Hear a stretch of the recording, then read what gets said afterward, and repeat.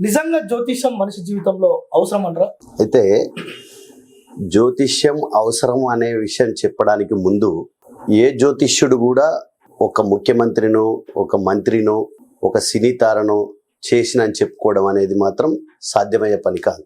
ఏ జ్యోతిష్యుడు కూడా మనిషి యొక్క తలరాతని తిరగరాయలేడు.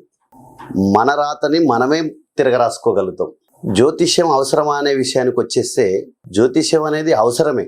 కానీ ఏ విధంగా అవసరం అంటే మనకు మార్గం కావాలి. అసలు మన కర్మలేంటి, మనం ఏం చేసినాం, మన పూర్వీకులు ఏం చేశారు, ప్రస్తుతం మనం ఏం చేస్తున్నాం, తర్వాత ఏం చేయబోతున్నాం అనే విషయాలని సూచన కోసం జ్యోతిష్యం అవసరం. అలాంటి సూచనలు చేసేవారు మాత్రమే జ్యోతిష్యులు. అంతేగాని ఒక సినీ యాక్టర్ని చేయడము, డాక్టర్ని చేయడము, ఒక మంత్రిని చేయడం, ఒక ముఖ్యమంత్రిని చేసిన, నేను చేసిన అని చెప్పుకోవడం అనేది మాత్రం అది అబద్ధం. అది ఏ జ్యోతిష్యునికి కూడా తగని పని.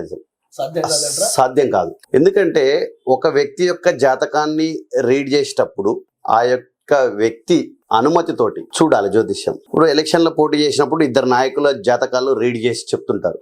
వీళ్ళకి రీడ్ చేసే రైట్స్ లేవు జ్యోతిష్యానికి. అంటే ఎవరి యొక్క ప్రమేయం లేకుండా జ్యోతిష్యం చెప్పకూడదు. ఆ పని చేసినాడంటే అతను పరిపూర్ణమైన జ్యోతిష్యుడు కానే కాదు. బేసిక్ నాలెడ్జ్ లేని జ్యోతిష్యుడు అని అర్థం చేసుకోవాలి. బేసిక్స్ లేని జ్యోతిష్యుడు అతని నమ్మడం కూడా వేస్ట్ అంటారు. ఎందుకంటే కొన్ని ప్రమాణాలు ఉంటాయి, విద్యా విధానాల్లో కొన్ని ప్రమాణాలు ఉంటాయి.